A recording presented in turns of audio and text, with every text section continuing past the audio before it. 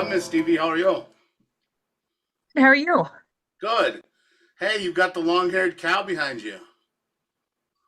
Highlander? Is that what it is? Highlander Yeah, cow? yeah. It looks like Hey, somebody Denise. staged your house. What's that? I said it looks like somebody staged your house. That's the Oh, picture no. that's in every. That's the picture in every staged house in Cheyenne. I love that picture, though. um, Aaron, do you know Denise? We met a few weeks ago, actually. Perfect. Yeah, she's selling Homes Network, so she's going to jump on with us today and hang out for a Awesome. little bit, I love it. and we'll see if we get anybody else. Can you hear me, Denise? You're muted. Bottom left-hand corner, probably. Got it. There you go. Hi. Hey, how are you today? Good. So yes, Aaron and I went on tour. We went on realtors tour. Yep. Yeah. Oh, nice. Yep. Very cool.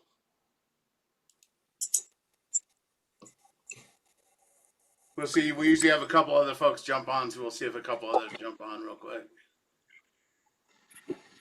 And then, Aaron, I know you had some questions. We're going to do listing agreement today, but if you had questions about something else, we can cover those first. Okay. And then you said that you did the purchase agreement a few weeks ago. Is that right? I fixed the brokerage disclosure last week. The Okay. purchase agreement, we're going to have you just put in, I think I can save it. So we're going to have you put in the language just in additional provisions for that Okay. little 48-hour kick. Okay. And is that going to be part of like the document that we I think I have, can that shared save it. doc? So I think I can save it so you don't have to put it in every time. I'll try Okay. that today. If you do Cool. have to put it in, we'll put it into the commonly used clauses one, so you have it. Okay.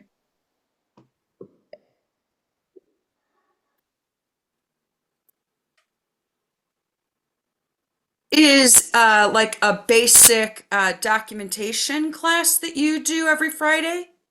So we go through all of the Wyoming contracts on a cycle that lasts about 7 to 8 weeks, all the way from clauses through each one of the individuals and have discussion about them, implications, conversation, things that we've run into.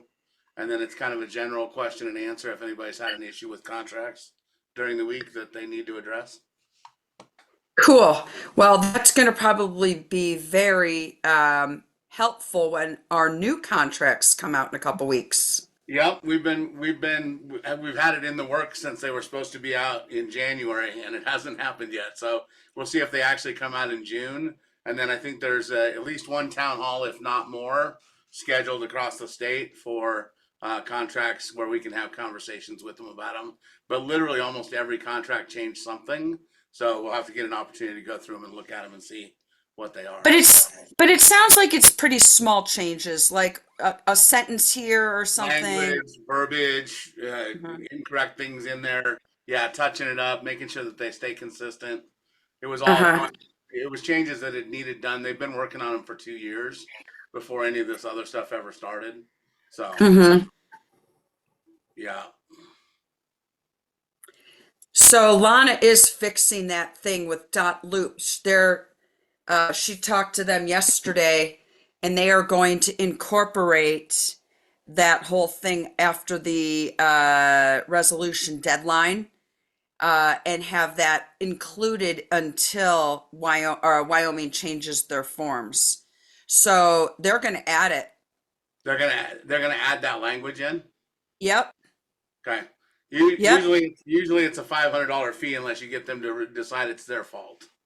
So, Well, I'm leaving that to Lana because she's the paid customer. okay. Hmm. Yeah, if that's the case, it should fix it for everybody in Wyoming that's using them. So that Aaron, that she's discussing the issue that we were talking about for the 48-hour deal. So Oh, Lana thinks apparently she can get Dotloop to change it, which would be good. So we'll see what happens. it wasn't just our Yeah. contract then. It was all of It was Dotloop? it was Dotloop that did it. Oh, yeah, then Well, if that sounds it, like it's on Dotloop, so they should change it and make it their cost, not yeah, ours, not somebody else's. there's usually a battle as to whether or not we gave it to them incorrectly or they uploaded it incorrectly. Hmm. So we've lost that battle before. Okay. Well, Lana said something about that contracts aren't uniform across the state. And I said, that makes no sense because we are in the Wyoming Real Estate Commission. We are in the Cheyenne Board of Realtors. We're members of the Wyoming Association of Realtors. So, You would think you'd all have the same contracts. well, and they all are supposed to be. So your contracts come as a benefit from the Wyoming Association of Realtors. Other states don't work that way specifically, but the Wyoming Association of Realtors has one set of contracts, and they give them out to each one of those providers that are authorized providers in the state of Wyoming, which is Dot Loop, Form Simplicity, Zip Forms, and then one other one that I never remember.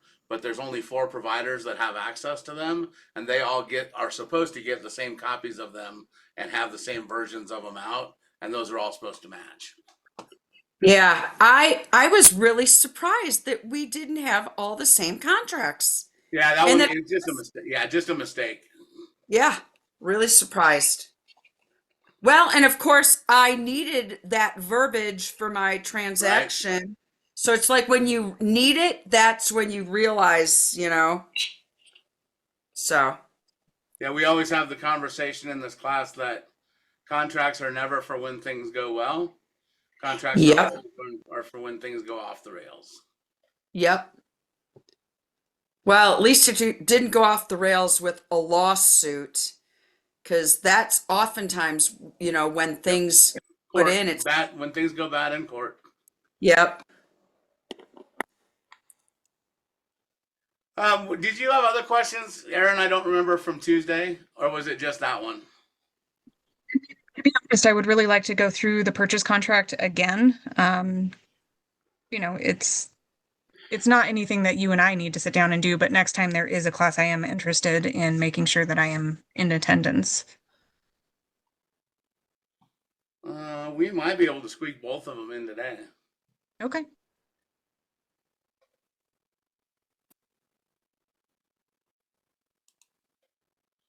All right. Well, we'll see. I don't think anybody else is going to jump on, so it's 5 after. So we'll start.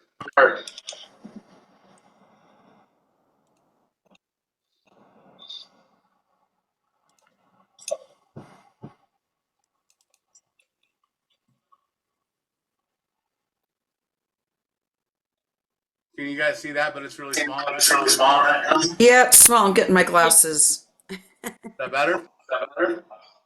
We see That's is that I think better. your screensaver, What's that? your car Looks like- screensaver, I think. Yep. You know what you're looking at? Yeah, that's I'm what we looking at see. a really cool, I see a really cool car. Let's see if we can fix that. Is that an electric vehicle? It's not. It's an old school. It's an old school supercar. Wow. It's a HyperX. It used to be my son's favorite car. So when Wow. I favor for it, I grabbed it and Did it have those doors that would open like this? I think it's got know, gold they would- doors on it. Yeah. Yeah. How about now? We see it. There we go. Nice. Okay. So we'll try and just go fairly quickly through this then, and then we'll see if we can get to the listing agreement too. Yep. So all the things that we talk about in general is the least amount of additional provisions you can add in, the better off you are. Don't try and just add them in to cover your butt all the time, because sometimes you conflict with what's in the contract and stuff like that for what it is. Sure. So date for today, for whatever day you're writing the contract, and then who your buyers are, and 2, whoever the sellers are.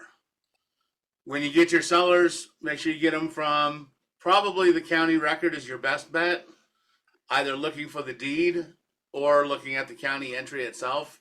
Much more right than agents are typically when they enter them in there.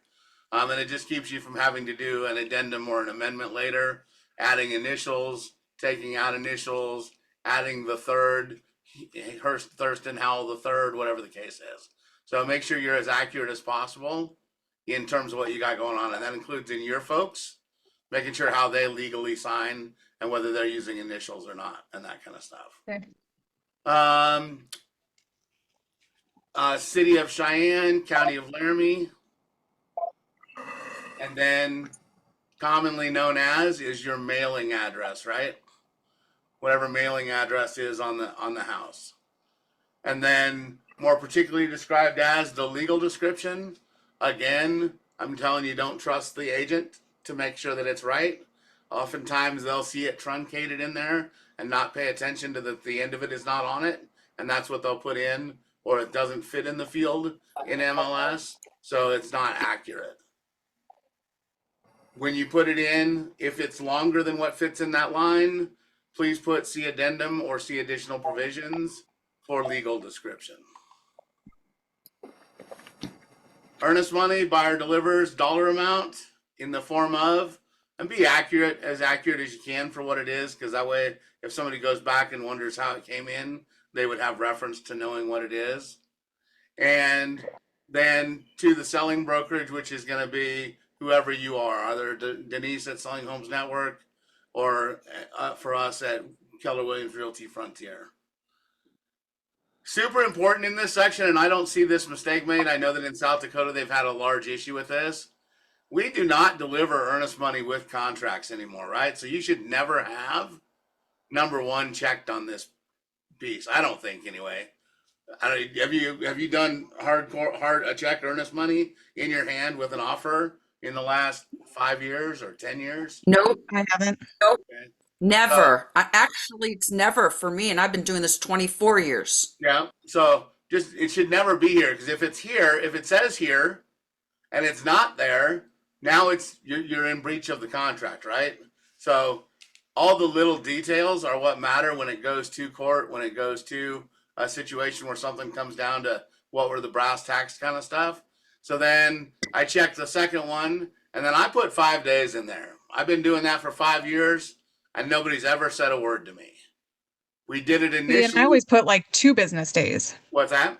I always put 2 business days, So or maybe 3, depending on what day of the week it is. So here's the thing. So we've had all kinds of issues with people wanting to send checks, wires not going through, depending on what banks were, people not having access. So I went to 5 days, and nobody has ever said a word about it. And I don't mean I always wait 5 days to do it, but it always gives me opportunity to make sure that I can get that taken care of without putting myself in a bind to get earnest money somewhere, or to get clients to get earnest money somewhere. So use what you want at your discretion, but I'm just saying that I've been using it for 5 years, and nobody has ever said, hey, Sean, can we change this to 2 days?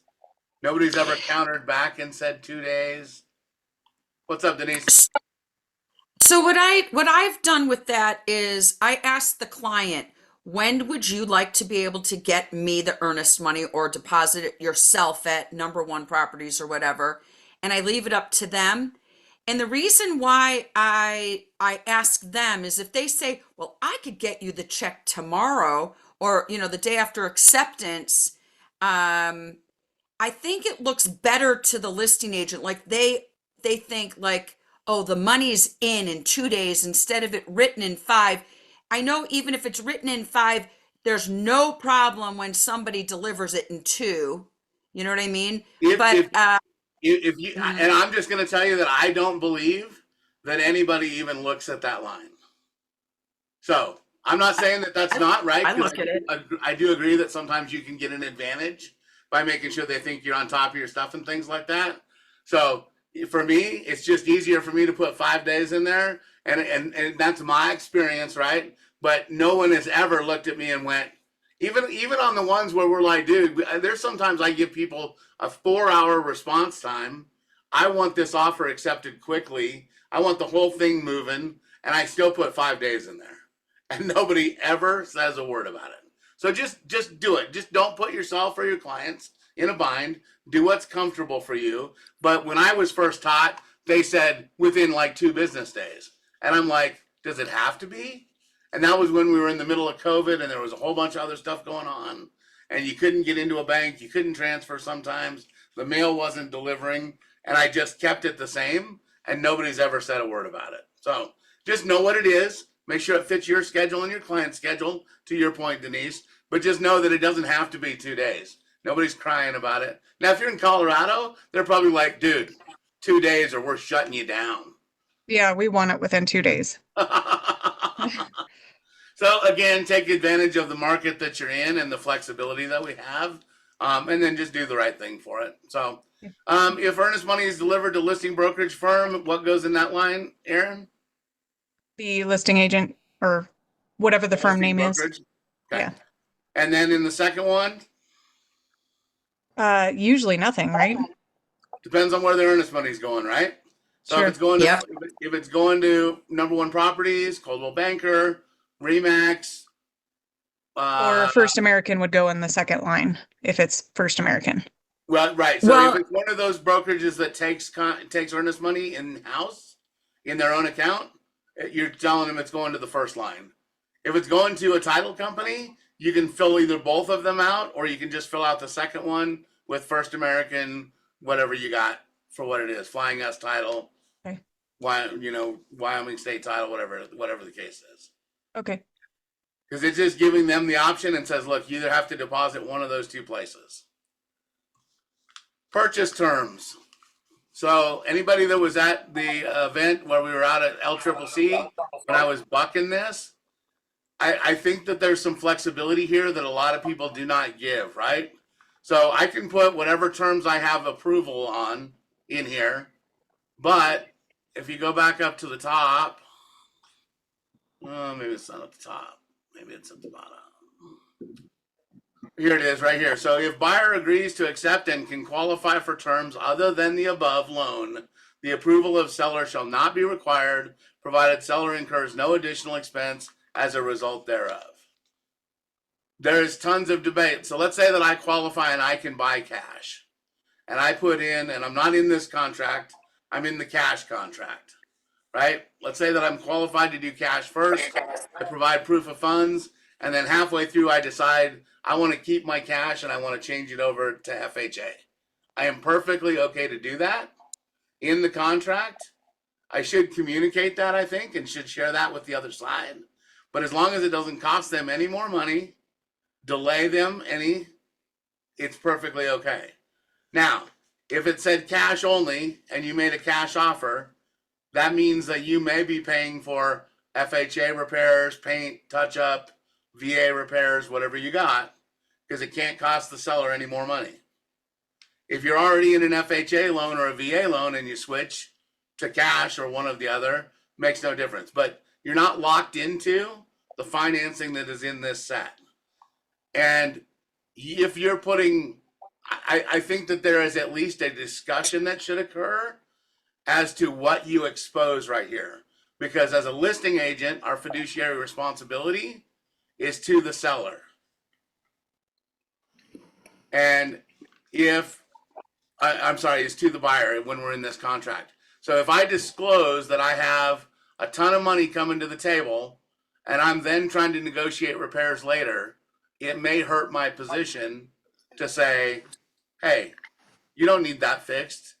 You don't need that price cut. You don't need the $10,000 for concessions because I see that you're bringing $80,000 to the table. So at least have the conversation with them, do it consciously, and make sure that you understand the repercussions of what you're putting in there. Now, bottom line is if you have $5,000 in earnest money and you're obtaining a new loan for $200,000 and the house price is $250 or $300 and you're bringing that other cash to the table, it doesn't necessarily change what you asked, but it definitely changes the perception on the other side, right? absolutely. So one could be good. One could be like, ooh, I look at that and I know you got a ton of money. You're not going to maybe bicker too much about a little bit of repairs or not repairs. We're probably not stuck right on a price. If an appraisal comes in, you've got some cash, right? So one's the good side. And then the other one might be the bad side where somebody looks and goes, dude, you have that much money to the table? I'm not paying for a single repair. You ask for $10,000 in closing costs? I'm not going to maybe give you $10,000 in closing costs. I don't know what you're going to try and do. So it's just a conscious, active conversation about what goes on there and what your client wants you to disclose. I think we all just read this section and put it in there automatically. I don't know that it's been tested in court. I don't know that it's had any kind of a situation somewhere where somebody said, why did you disclose that? But if you're having the conversation and your client's on board with it, I think it can prevent some opportunity for them to be upset at a later point in negotiation when it occurs. Sean, when you go to do that, like let's say you are working with a conventional buyer who has 20% down. You are saying that you might not put that they have the funds for 20%. You might only say that they have 5 or 10 or something like that because you don't want to reveal if the it if you're minimum is asking for 5%, concessions or. yep, if the minimum is 5% down or something like that, maybe that's what I do.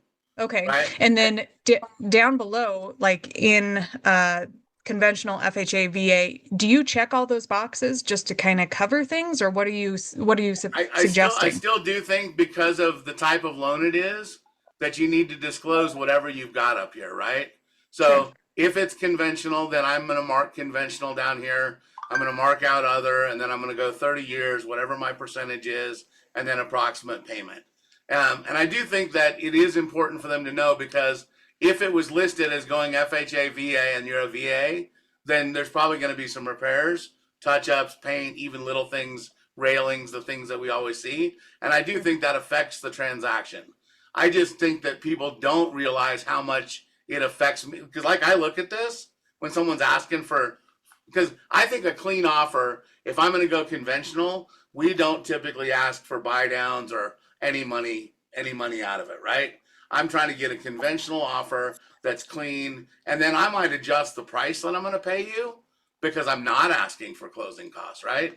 I might take a conventional loan and say, look, if the list price is 300,000, I'm going to offer you 290 because you're going to pay 10 grand to anybody else that's coming with an FH or a VA in this market right now, right? So just make sure that it's not just a, hey, let's fill this out exactly what it is, and just assume that that's what you got going on. If they can go cash, I might put cash on there. Is that their intent? If you have I don't think you intentionally mislead anyone, but if they could buy cash, maybe then maybe you put cash on there, depending on what you're doing and you're going for an offer. And then when you get it accepted, if you can do it within the same guidelines, same time frame, same dollar amount, doesn't cost them any extra, you can explore that option. If you could go conventional, I think you could explore that option. If you could go VA. And if you find that so like this is at offer, like this is when you're writing up the offer for your buyer. But let's say that buyer converses with the lender and it's a volatile week. They might want to switch programs in the middle too, and that is okay also. I've switched 7 days before a close to a different lender and a different loan program, and we just had to get it done in that 7 days. We just couldn't delay it, and it couldn't cost them any more money. Especially like it's been a really volatile week with interest rates. Let's say that this buyer was pre-approved when rates were X, but we've had these ups and downs this week, and now they don't qualify for the rate that they were qualified at before. You might have to flip to another program. Yep, no, agreed.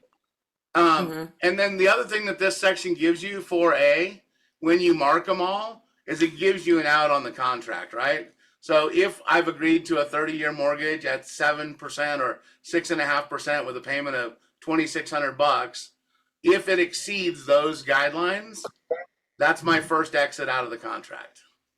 So I get a choice to accept it if I want to and move forward, but I also get a chance to say, hey, you know what? I'm out. That's going to cost me another $500 a month. I'm not going to do it. So you as the buyer, you're speaking if you were the buyer. Yes, ma'am. Yep. And so, and I just want to make sure we have that discussion about it, because that section becomes the first option you get to get out of the contract. It may affect your ability to compete against another offer based on what's in there. It may affect your ability to get concessions or negotiate repairs later and all of those kinds of things. And I don't know that everybody thinks about when they're filling out the contract. Sure. Valid point. Loan application. There's a lot of people that are confused about what this first box is right here. I put 5 days in there. So you've got a pre-qual letter. Unless you are pre-approved, and like through underwriting and everything, you still have a lot of work to do with the lender. And we're just telling you that you got to get that done. And I put 5 business days in there. So you got to get them actual pay stubs, tax returns, whatever they haven't reviewed, whatever they still need, you've got to complete that application process in that 5-day period. Now it's not something we dig into a whole lot, but it is something that you could be held to if you did not, as a buyer, do the right things, and you're the one that delayed your ability to get it.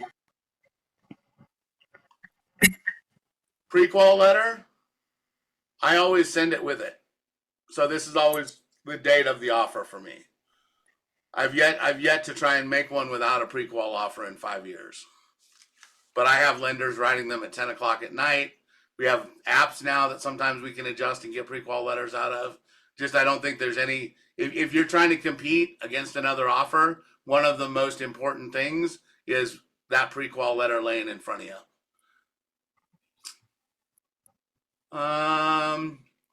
Lender or appraiser inspections just says that they may come outside of the contingency period that we have to do inspections in the contract. Closing costs. This will be fixed in the new contracts unless Lana's getting it fixed too, which would be kudos to her because we haven't been able to do it. You're going to fill in 7B, 7 in each one of those sections. That section, and where'd you go? Oh, yeah.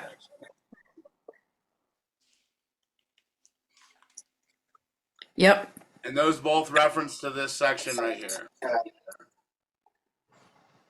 Okay. Closing costs. If you are asking for closing costs, and this isn't necessarily, it's not 100% you have to do this, but I put the same thing in both of these sections. So A is your buyer closing costs, and B is your seller closing costs. If I'm asking for closing costs in there, I put seller to pay up to, I'm going to give you a dollar amount, and closing costs, prepaids, and buy downs. And we've been including and buy downs because there was a lot of battle initially when they first started coming out as to whether they were a technical closing cost or not. You put it in the contract, they sign off on it, perfectly okay, regardless of what happens to use the money for a buy down. I have a question. Sure. So, something that I have had discussions with other agents about is that you see that is under section A is for buyer, under section B is for seller. And when an offer comes in and the buyer's agent is asking for $10,000 in closing costs for their buyer, they will put it in number A6 and B2 and they repeat it. Yep. Is it supposed to be in both places? That's exactly what I was going to tell you. Is it's not a necessity. There's nobody says you have to do it. I repeat it in both places, so that there's no. What's that? My mind goes. If they're asking for it in section A6 and B2, is the seller agreeing to pay it twice? No, I think it should only be in there once. I'm not asking for it. I'm basically telling you what it's going to be. So it says, and just copy the same language. Because if you change the language, I think it may be confusing. But mine just simply says in both lines, seller to pay up to 10 grand, closing costs, pay down or prepaids and buy downs. Okay. And then I just put the same thing in. So if I'm looking at this, if I'm looking at the buyer's closing costs, because there's complaints, people say, "Oh, I missed that in the closing cost section. I missed that you were asking for closing costs." I put it both places to try and prevent that from occurring. And I've always done that because of that response. At one person who said, "Hey, we can't pay those. I missed that in the contract. I don't want them to miss it." What's up? What about buy downs? What about concessions? Putting in, I usually put down closing costs, prepaids, and concessions. What Uh, concession? What? Give me a concession that's not a closing. That's not a closing cost prepaid or a buy down. repairs. Repairs do Uh, not go in this line. no, No. like if there's extra money, so there's This a money lender. can't. So No, this money. One is there's a non. I'm sorry. There's a. I'm trying to think of the term for it. Um, there's a contributor limit on loans for what it is. A lot of times people cannot use the whole 10 grand, and you can't take it and switch it out of closing costs to go towards repairs or something like that. You can go the right, reverse way. but if you write it in as concessions, you can use that money, if there's extra money on the table to pay for an invoice for radon that hadn't been paid yet, or like an invoice for an inspection. I've had that done before. Or what if there's money left on the table and the lender is aggressive? I have a very aggressive lender that I use, and she had $460 left over, and we used 420 and used it for a 1 year home warranty. Well, I guess so. I guess this. I don't know that there's a legal thing that says that you can't write concessions in there as well, but I'm not letting you have any concessions in there. Okay. I'm gonna pay. So you're listed at these things up here right now, which are your buyer's closing costs and prepaids, and they're pretty standard. That's why we add buy-ins down, because it's still part of the closing cost, because you're still financing the mortgage, funding it, doing that kind of thing. So I'm not saying you can't. I wouldn't let you do it. I wouldn't accept concessions in there. I want any concession I made debated out in the other portion of the contract. So you don't ever see that? Because I see it quite frequently. I have never seen concessions in that line, and I Oh, would counter and take them out. But okay. I'm not saying you can't, Denise. And if you can get that done, and you can get somebody to say yes to it and take more money from the seller, it's a great thing for your buyer. That's what I've been doing. I now write it in, especially with this one lender. This one lender is very aggressive, and she doesn't like leaving anything on the table. And I'm like, great, because I'm really thinking about my buyer. So yeah, it Yeah, gives I would more just, and value. I would go back and I would tell somebody that, like I said, I would counter it out if I was a seller. I wouldn't allow you to put concessions in there.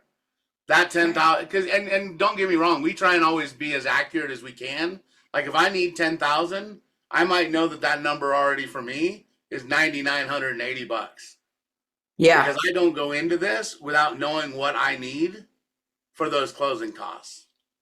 If for some reason it works out that we can't take all of that money off the table, the lender spends every piece that they can on the buy downs, on whatever we got going on. So we're not usually leaving a whole bunch of money on the table there. And that maybe is why I haven't done that. But yeah, if I'm the seller, I'm countering you and telling you, now get concessions out of there. You want to debate anything? The only concessions I'm making are these closing costs. And then we're going to debate repairs when we get to the next section. Because sometimes I see things like they're asking for $12,000 in closing costs on a $340,000 purchase price of a house. And I'm like, that is a lot of money. But you're right. If they are using part of that for buy downs, then it makes sense.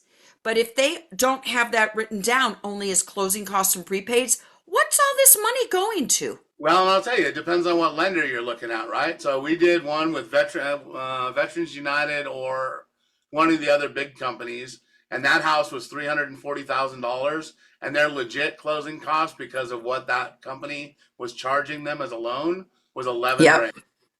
Yep. So it's out there, and Yep. and we talk about this a lot in our group that most of the time when we're writing a purchase agreement for somebody and we're asking for closing costs, I have an actual LE in front of me for the house from the lender because I can't keep up with what the buy down is costing, what points are getting, what the charges are, what the origination fee is, what the closing fee is, what the processing fee is, what the dock fee is, and all that kind of stuff. So Yep. I get a LE from the lender. It's typically what I use as my buyer's good faith estimate. And then I know exactly what we're paying for closing costs on there. And that's what I'm asking for in the contract. So try and stay as close as you can to it. And if you can get it and it works, go for it. If I was on the seller side for you and somebody wrote it to me, it'd be one of the first things I counter out. That's why it was so much fun when I did that transaction with you, because you and I, we went back and forth, remember? Yeah, you That was fun. gotta get wins for both sides so you can get those things done. So, Yep. um, section B, like I said, I just repeat mine in both places. If you're not asking for any and you're just leaving it normal, I just line those two sections out. Closing firm's fee shall be paid, split between buyer and seller evenly. I see people put, 50-50 in here, all kinds of stuff. If you check the split evenly box, that covers you for the 50-50. It usually just tells me people have not read the contract and don't know what it means. With the change to what the seller can pay, I used to leave this all the time and say, if it was a VA person, whatever the case is, I know they're not going to be able to buy. I just put always split now, and then I let somebody respond for whatever it is. If I'm the seller, I just always say, I typically tell my folks, as much as you could get another $200 right here, it just doesn't really make sense. Just split it with them, be decent human beings, and we'll cover the cost half and half. And then it maybe gives me a little bit of leverage later.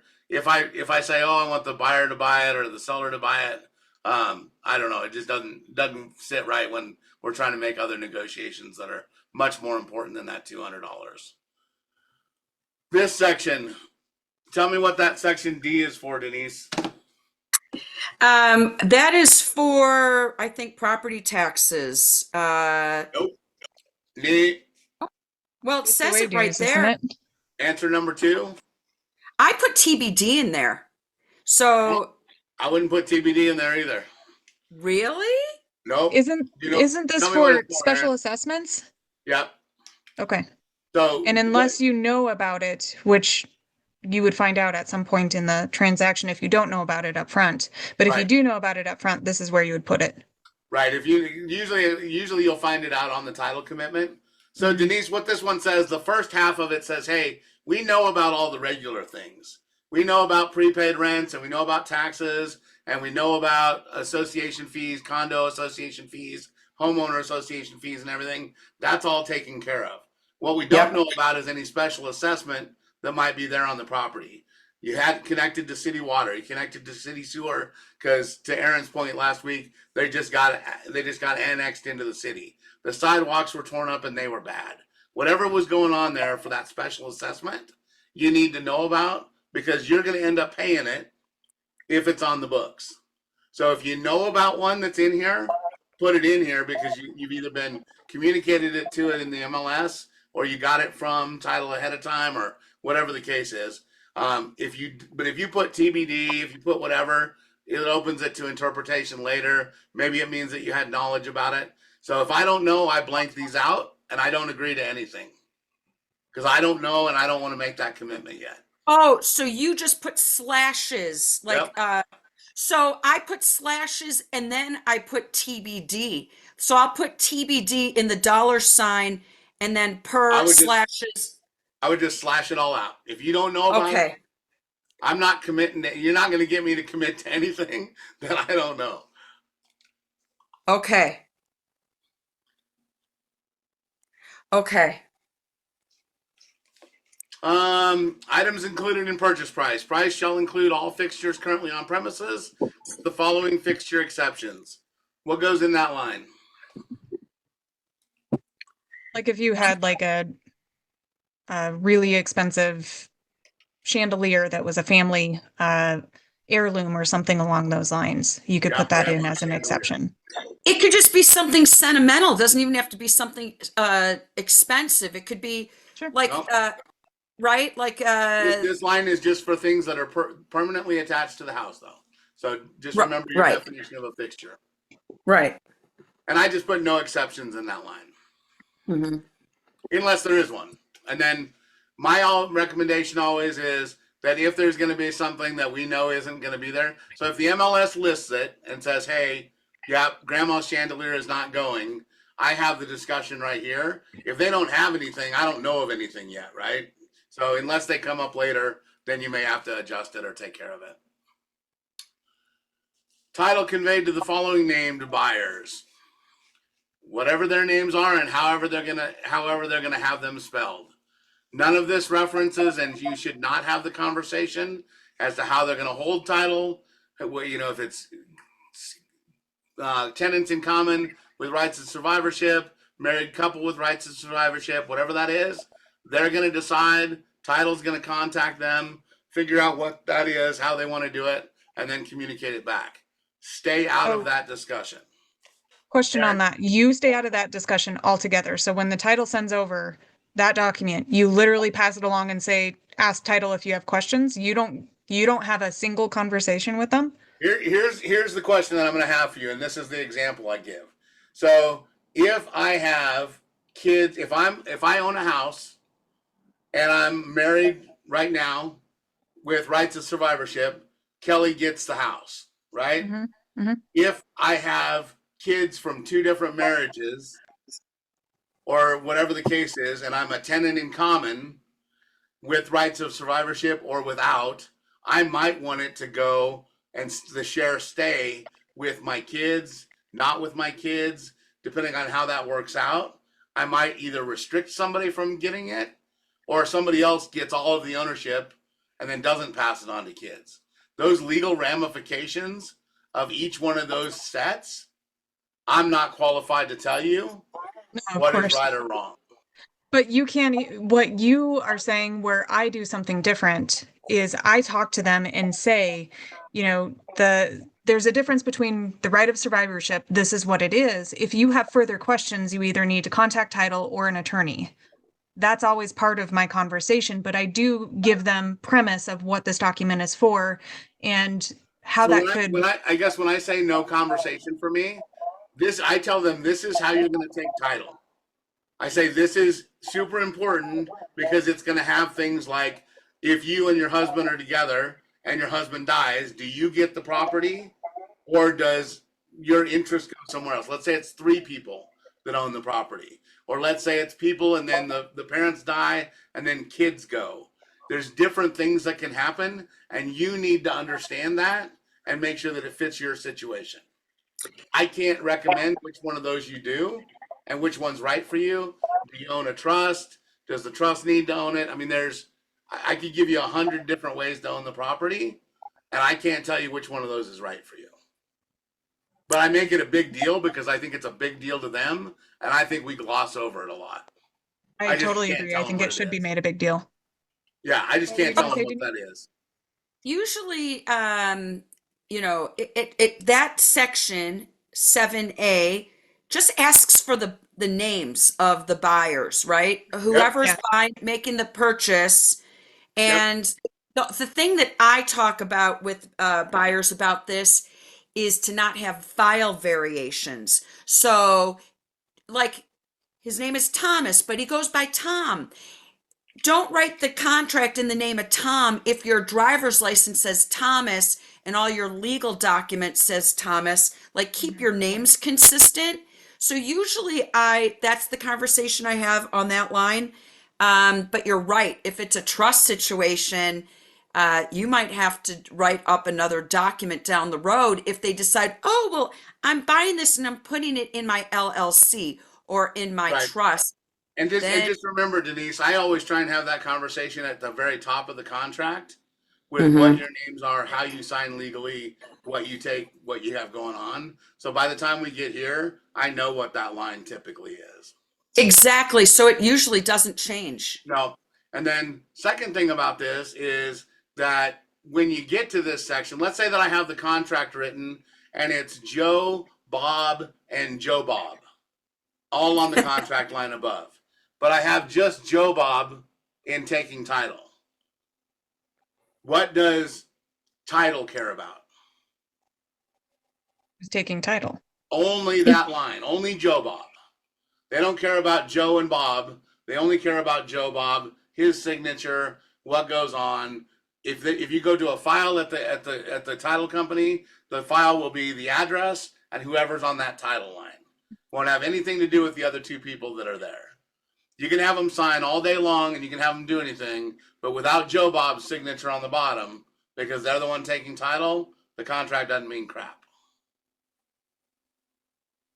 So I have one right now that the kids and mom was paying, so they're all three on the contract, but then all of a sudden mom wants to do everything and the kids don't matter anymore. So we transitioned in the middle and I'm like, there's no point in having you guys sign anymore at all. We'll just remove you from the contract and we'll just work with mom. And now mom can sign. I'm not waiting on everybody else to do the other part to get it through. So made my life easier. I don't know if it made their life easier, but I was tired of waiting on stuff. So when we talk about buyers and sellers, the things that we don't usually talk about until it comes up on a charge or they start looking at their closing costs is we commit them by our contracts. This doesn't happen in every state. I don't know what Colorado's looks like. Don't remember South Dakota specifically. Haven't seen Louisiana, which we have access to.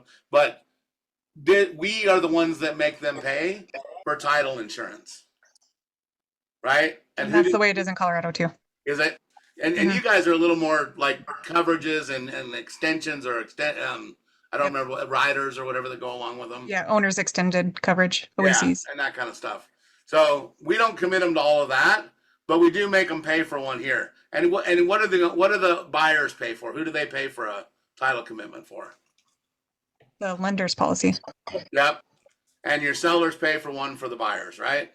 Those are in our contracts. Sometimes we don't talk about that, and then they go to look at their charge, and they're like, why am I paying for title insurance? Well, we can have the discussion right here and prevent that from occurring, right? If you actually talk about it for what it is. We tell you that I would tell you to put 5 days and 5 days in there, and then make sure that you hold people accountable for it, right? So 5 days from the time we accept the contract, I expect to see a title commitment. And 5 days, I've got the next 5 days after that to get it to my lawyer, to talk to the title company, to do whatever if I have questions or issues for it. I think we miss those deadlines a lot and don't have those discussions a lot. Aaron and I have been talking about this for months, that we just don't do a good job with that. I think it's really important. And it's really important. Yeah, you could have no access, which means that you actually can't get into your property. You could have some easement going right that you across weren't the aware of? middle where you want to build a house. We ran into one in Laramie there was a big center circle in the subdivision that you could not build in. Well, it covered half of one of the lots that we were selling. So we were selling the house and the lot, and the guy wanted to put an outbuilding on the back, and you couldn't put an outbuilding on the back. So there's all kinds of different things, and you got to get in there and look at them and figure out what they got going on. Seller agrees to execute, and I'm the buyer on this one. I line this one out. All I want in a contract is my general warranty deed. I let them counter if it's going to be anything else, and then my folks can choose to accept it if it's different. Sometimes what if an agent says that this is? Sorry, go ahead, Sean. No, you're all right. What happens if you're working with like a personal representative deed and they tell you that in the addendum in the MLS? That's what I was just going to say. If you know ahead of time, then I'm going to write the offer with it. Personal representative deed, trust deed, limited special warranty deed, because it's an investor that just owned the property for a little while. All of those kinds of things. If they note it ahead of time, we don't usually see agents be active enough to put it in there that way. Usually I see them in a counter. So we say general warranty deed, and then they say, hey, we're not going to give you anything except for a special, and they put that back in the counter. But either way, if you know it, make sure that your client knows what the difference is, right? And that might be something that I'm not an expert on either. You're going to have to talk to the title company. Here's the kind of deed they're offering. Are you okay with it? Maybe talk to your attorney, make sure that it's good for what it is. And I don't know that this really means anything. So this next section, so release of waiver all homestead rights and good and sufficient bill of sale. So this is where it tells you that in order to put any goods on it, so if any, and a good and sufficient bill of sale to buyer conveying said real property and personal property. People always want to try and put it in additional provisions. This says you have to have a bill of sale with it. So if in Wyoming you get an offer that does not have a bill of sale and they put it in the additional provisions, you're required to have one with the contract. It's why it's a requirement when you load for compliance. And this is what happens a lot of times in Wyoming contracts is like brokerage disclosures. We get to the bottom of this contract, it says we've provided one and they've provided one and we've seen it. That's what creates a requirement for compliance, not necessarily statute or something else for it, for what it is. I put in here all of record to be released. Yeah. Now, is that going to make a hill of crap to anybody that says there's something in here? I don't know. Wait, you put it under section C or Oops, I like apologize. this? Right. This Yep. one. Right there. Okay. All of Yeah. record to be released. What happens when you have, let's say, a solar panel and they owe $30,000? So I will tell you that the solar panel is a mortgage on a piece of private property, and they cannot be transferred to someone else, and they cannot stay because they can't be transferred to someone else. So they have to be paid off. So in the state of Colorado, it's actually solar is a huge thing in Colorado, and I think that it's very progressive. You can actually sell homes without transferring or paying, or sorry, you can sell homes by transferring what is remaining on the solar balance. The buyer just has to qualify for it, but you have to have it noted in your contract. And that's actually part of the like due diligence documents that we have in Colorado. But you're saying that Wyoming will not allow that? Well, so that has not been the case. So what we've found is that the solar companies here will not transfer the mortgage. So I don't know if that's a different company that's doing it in Colorado. I don't know if that's a response to the fact that people had to be paying them off, right? And now they're going to allow them to assume it. Okay. So Yes, basically, I mean, because that Did you- affects Go ahead, a lot of Denise. stuff, right? That affects their DTI. It affects their credit. It affects maybe their ability to buy a house. I mean, there's a lot of things that would come into play there. Trying to assume a $30,000, $50,000, $60,000 mortgage on a set of solar panels at the same time. so I sold a house. It was in Brighton, Colorado, and they had like 32,000. And that's exactly what we ran into is we wrote the contract for the buyer to assume the solar, and the buyer didn't qualify because it did affect their DTI. So the Yep. seller ended up having to pay it. We didn't end up renegotiating the price. It ended up being a really good deal for the buyer, unfortunately, not my seller. Yep. But we made it work. So Okay, so, yeah, and good point. Denise, you were going to say something? Yes, but Aaron just covered it. Oh, That was So yeah. we sold 5701 Sycamore. We had to pay 53,000 off in solar panels on that one. We bought a house out in Spring Creek Ranches for a couple. They got 93,000 in solar panels paid off and done and ready to go.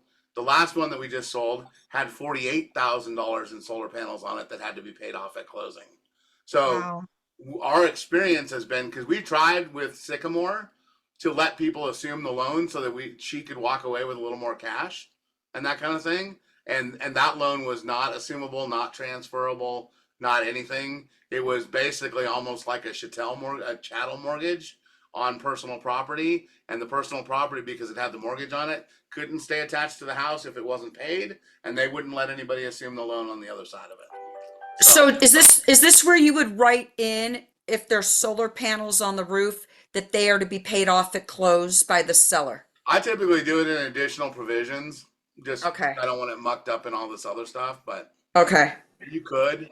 On that because I do have a buyer that was planning to come from Colorado here and put in solar. And I'm glad we're talking about it because I didn't realize that in the state of Wyoming, it's not common to have those transfer, There, or I would tell basically you, impossible to have them transfer. I would tell you that I don't think if I was going to make a blanket statement, I would say that I don't think that there's a single set of solar panels that have let anybody assume them in Cheyenne of any that I know of. Now, Wow. I don't get experience with all of them, but we have these discussions all the time. We've had them with appraisers, appraisers not giving any value to them, all that kind of thing. And all of that discussion is all wrapped around the fact that they have to be paid off at closing in order to transfer the property. Okay. We were talking briefly about generators the other day, Sean. So Yep. generators, are generators paid for out of pocket and not usually attached to the real property? And I guess I'm not 100% sure. So, they are typically can be included with the property. Okay. But if there's a loan against it, it's If to the there's a seller, loan not. if there's a loan against that, it would have to be paid off Okay. or be assumable. And the assumable part, I don't know. I don't know the lenders enough. Those are typically, I don't know. They're like specialized lenders, right? Not everybody lends on solar. They're typically somebody who's partnered with those companies that come in and do things with them and stuff like that. So I would have to find out, but it would be a recommendation that if you think that's possible, just make sure you get that in writing before, and then yeah, you start opening all kinds of cans of worms, which is I think is why they don't want you to do it. Is all the other stuff. It's like buying a new truck while you're trying to buy a house. Okay. All right. So Thank you for that. yeah, I'd just be really careful with it, Aaron. And if you can find one that is, great. But as a buyer, I probably don't want to assume that loan. Okay. Okay. And don't do solar people math for me, because I hate solar people math. Yeah. Yeah. Don't we all? Solar people math is your bill is going to go up. This one's going to stay the same. So out here about 12 years, 13 years on your 20-year loan, you're going to start making money because then your bill would be higher than what your payment is. But until then, you're going to pay the same payment all the way through. These guys just on Creighton for me, their bill every month for their solar panels was $333. That's a car payment. Yeah, it's more than their electric bill was prior to them getting solar panels. They'd been paying on them for 4 years. They bought them for $53,000. They still owed $48,000 on them, and it's only because they took a $2,500 chunk at one point and threw it at the solar panels, trying to get the payment down a little bit because it would lower the amount that was financed on the interest rate. And the technology's antiquated if you finance it for 20 years. They keep coming up with the better technology, and Yeah. then you're stuck with something for 20 years that's antiquated. They also Great point. they get a film on them, so you have to clean them. There's some debate now. Once you purchase a house with solar panels, the solar panels were not part of the house. You have to add those solar panels separately to your insurance, and then it depends on whether insurance. So let's say you get a roof claim, right? Then all the solar panels are going to have to come off. They're talking like somewhere between $7,000 and $8,000 to remove the solar panels and put them back on. And whether an insurance company will pay that or not, I don't know. Everybody would have to find that out individually. So yeah, they're in a rough spot. If they're not attached to the house, they can't go with the house at all because they're not property. Then they do have to be paid for separately or assumed a mortgage or whatever you got going on. So, because in order to be a fixture, they have to be attached to the house. So I don't know. Huge mess. Probably more things coming out about it. I would just be really careful whichever side you are with solar panels. But looking for the fact if they can assume it might give you a good option. Just make sure you get it in writing. Okay.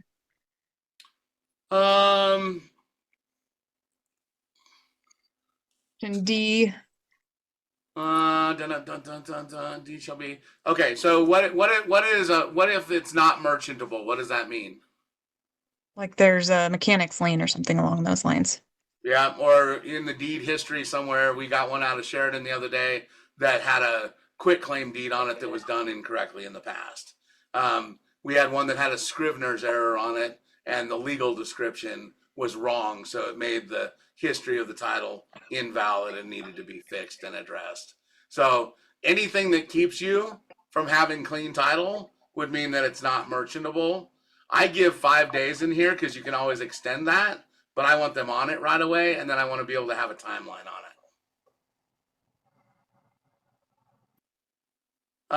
I don't know how you guys have mineral rights discussions. All of this is summed up in one word or in one sentence. If you have mineral rights, this contract transfers them. If you don't have mineral rights, it does not.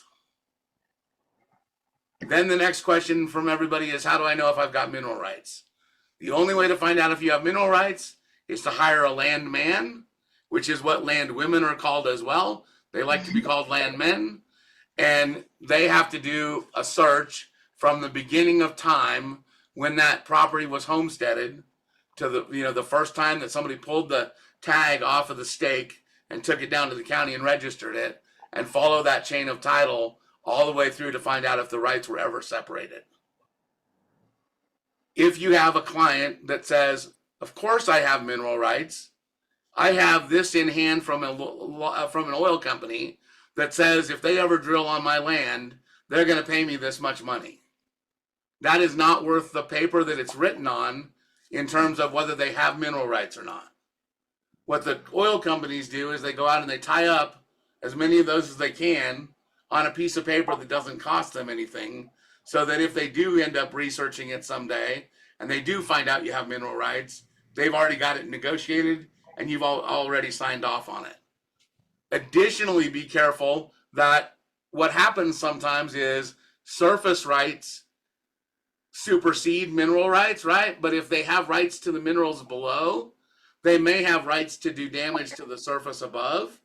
And some bankers or some lenders will not lend on something that has a signed agreement with an oil company to tear up the surface of the property. The surface is what they own. It's what they have as collateral for whatever you got going on, and the house and improvements, right? But just think about all of those kinds of things in here. And if they say they have them and they have a signed lease, you might have them go talk. You should have them talk to their lawyer and just address it, find out what rights it gives the company, and you can look through it. Just don't make a legal judgment on it. But understand that this is not just something to ignore. The one is they have to understand why, how, what.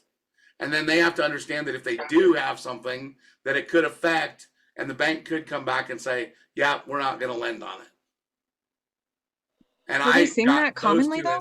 What's that? Are we seeing this in real estate transactions come up commonly? Not commonly necessarily, but that was discussion. So we had a huge discussion about Shapra, the one that I had listed out east, because they said that they had mineral rights. We didn't wait for the contract to be written or the offer to be made. We had them go to their attorney, reserve the mineral rights ahead of time. And then when we advertised it, we said that the mineral rights were not included. And it doesn't mean that my folks ended up with mineral rights. They just reserved them in the deed, so at least it doesn't go past this point.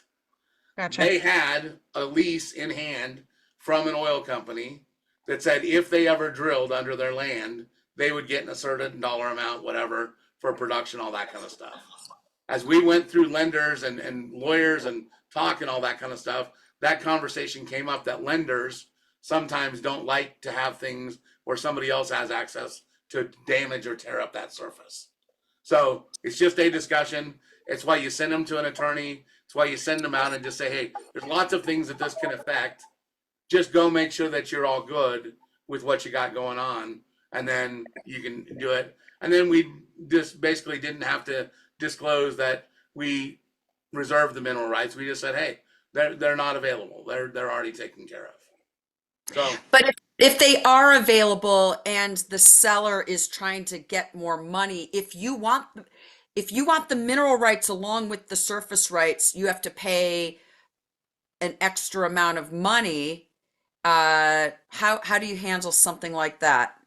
so we had one contract we were trying to make an offer on out where Vicky Million Hughes lives in that subdivision, just right up on top on the corner of Whitney and Del Range. Highway 30 or Del Range Yeah. there.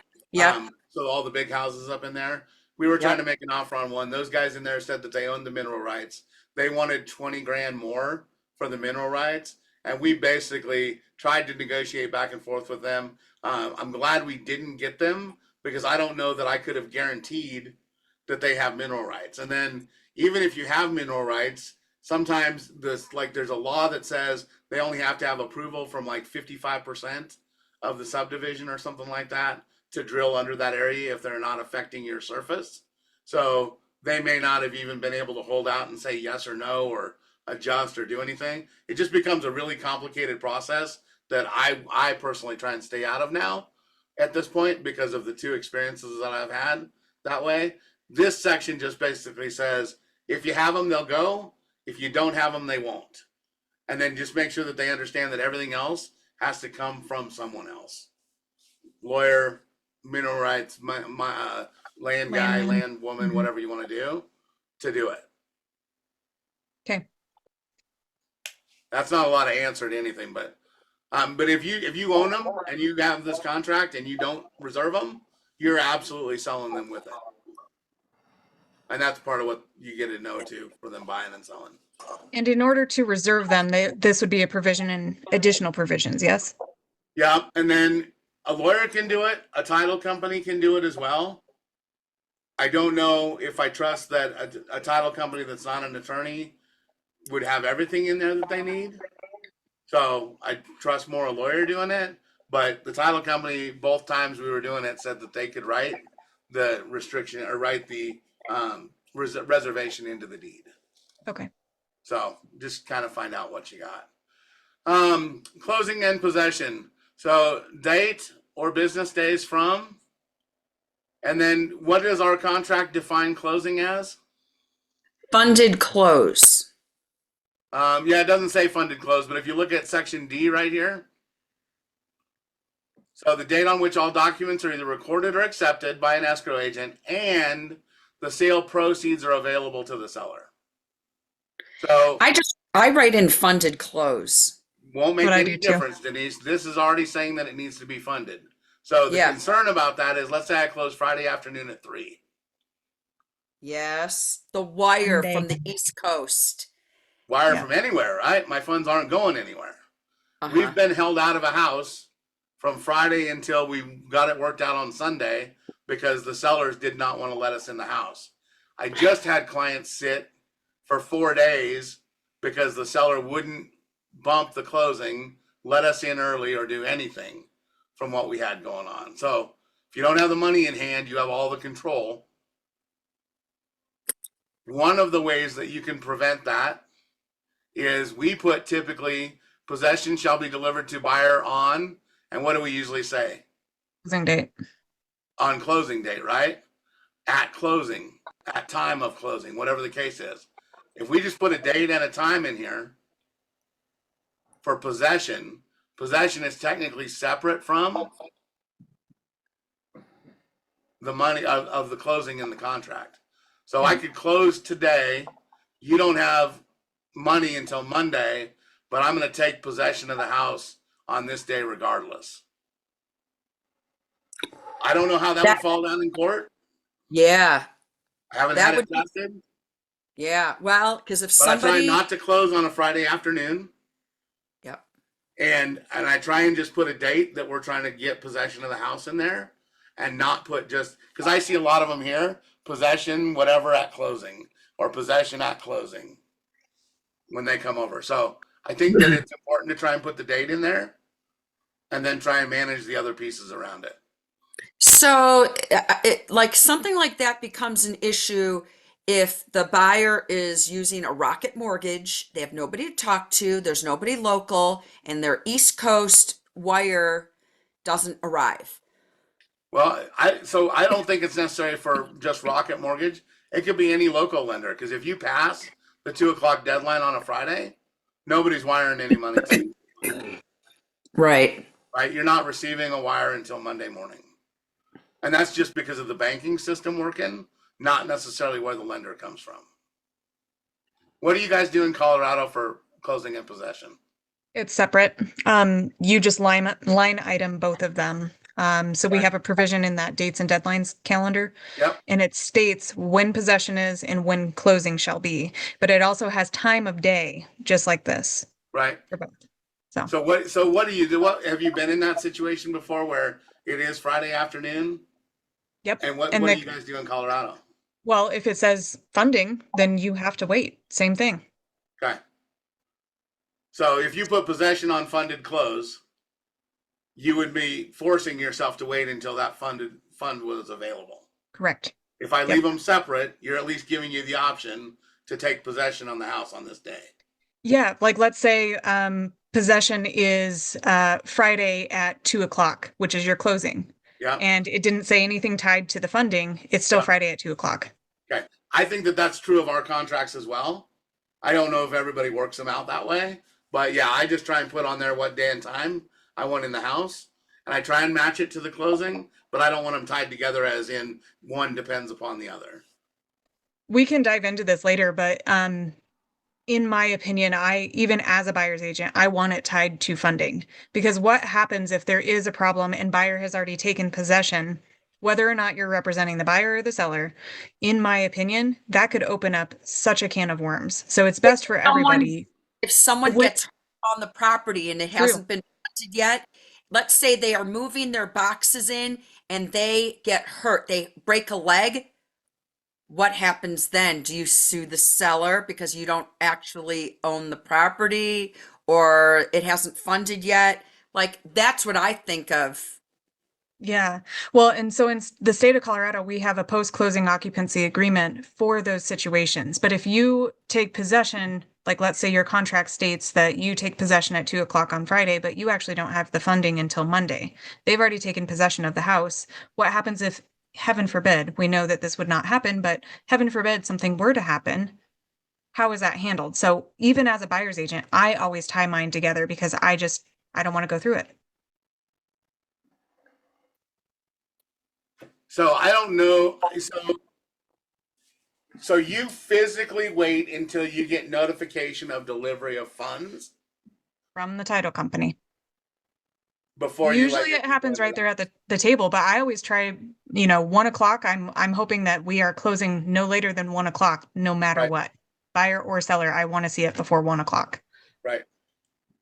So I guess I'm just trying to make sure that every single transaction you do, you wait for notification of funds to be available before you let your people into the house. Yep. So they never go directly from closing to open a door. They often can, because let's think about it. If everybody has done their job, the lender has done their job, the funds are usually waiting, right? Well, it depends. Lender sometimes still has to review the final sign-off file. Right. And that is true. And sometimes they can do that within, an hour. So I've been waiting at a closing usually table an for hour. 4 or 5 hours while we're waiting for this to go through. Okay, that's what I'm wondering. And I'm not trying to dig into it except for that if you're doing that consistent behavior every single time, Mhm. I don't think that I've ever waited, and I don't know, and that's why these discussions are always good. I don't know that I've ever waited until I got notification of funds being available to the seller to let my people in, right? If everything is done, we're clear to close. I know there's about an hour review from the lender, and then I know there's about an hour by the time they get it into the system and the transfer over before those funds are available. So I've never Yeah. gone, hey, we got to wait 2 hours to go get into the house. Yeah, I see what you're saying too, Sean. Interesting. Yeah. Again, difference of states, Why apparently. you always got to be that person that knows all those little details and hammers on me like that? I think it's a great thing. I honestly, I don't know. I've never done that. And you're right. Something could happen, and I don't know how they would deal with it. Yeah. Probably some muddy, mucky part of the environment where you're trying to figure it out and who to sue. Well, yeah. Yeah, Good I for don't know. that. I'll have to think about that. I might have to ask you more questions. Great thing that you do. That's fantastic. Mhm. Diligence on your part is amazing. Yeah, I just don't know that I've ever thought about that.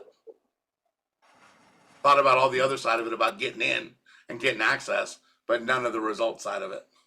Yeah. Well, I don't know. Colorado's a little wonky, and I think we're a lot more formal, I think, in a lot of ways.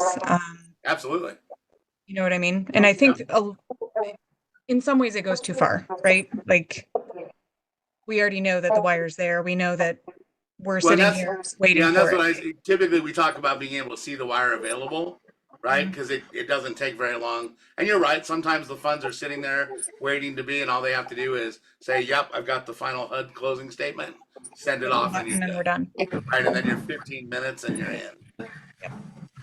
We've been waiting on wires before for 4 or 5 hours for lender to sign off on it, do different things, and we don't typically wait on the other side of that. So, Yeah. Interesting. Okay. Well, just know what you're doing and know what you got in those situations, and then just this closing is defined because it used to not be in there, and everybody did used to put funded closing and that kind of thing. Closing is when the funds are available. That's not done until they're available. I throw the possession date in there. Usually they're the same day for me. Problem is always time, right? Sometime in the PM is usually 5 o'clock PM, whatever the case is, because you're trying to get it in there and make sure that you can get in on time. Condition of the property. Colorado requires a property disclosure. South Dakota requires a property disclosure. Wyoming does not require a property disclosure. We're going to live on that side of it. Line 1 right here says that there's no known violations. If you know of one on here, better be prepared to address it ahead of time, because who knows what the results would be, right? I line this out because I don't know, or I put none known in that section. In section 2, property and all fixtures, appurtenances, and improvements thereon shall be conveyed in their present condition, ordinary wear and tear expected, unless otherwise agreed in this contract. So it comes across as is, unless you've agreed to something somewhere else. Property disclosure. Aaron, you and I have talked about this. Are you doing ones in Wyoming since you do them in Colorado all the time? No, No? I've kind of, I think it could be unusual if I were the only one in town actually doing these. So, in all the transactions, I haven't received a property disclosure. I've maybe emailed the listing agent some questions and gotten some answers, but that's really as far as it's gone for me. Okay. So I always select B, the buyer has not received a copy. Yeah. Okay. And very seldom. I mean, I don't even know the last time I've seen one. Yeah. Yeah. It's just not customary here. And I think that if there's something like you said, if there's something specific you want to know about, I wouldn't Just ask mind saying, yeah. "Hey, can we get one?" Or the email probably serves the same way, right? Hey, Yeah. can you tell me more about this situation for what Yeah. it is? Yep. And then I don't know if you're going to kind of treat them on the other side as, so I do them if there's something extraordinary, right? I do them if there's something really, if there was something that was bad and we fixed it, we'll do a property disclosure on it. Fourplex, we had water in the basement when I listed it. Water list got repaired. Here's the list of things that we did. Here's the contractors that we paid.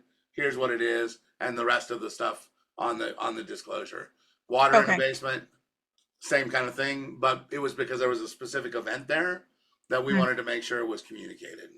Okay. And I think that that's probably a good call and a good way to handle it, because I think the point that you had to me originally was if you do it for one, you do it for all. And in that scenario that you just gave, if there's a reason to give it, you give it. Yeah. So, or if there's something funky going on or, a Yeah. change after you're under contract, I think all of that makes sense.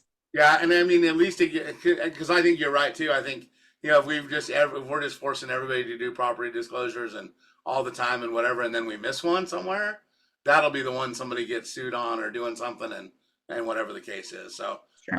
I think maybe we're covered a little bit better. I don't know. Just try and do it.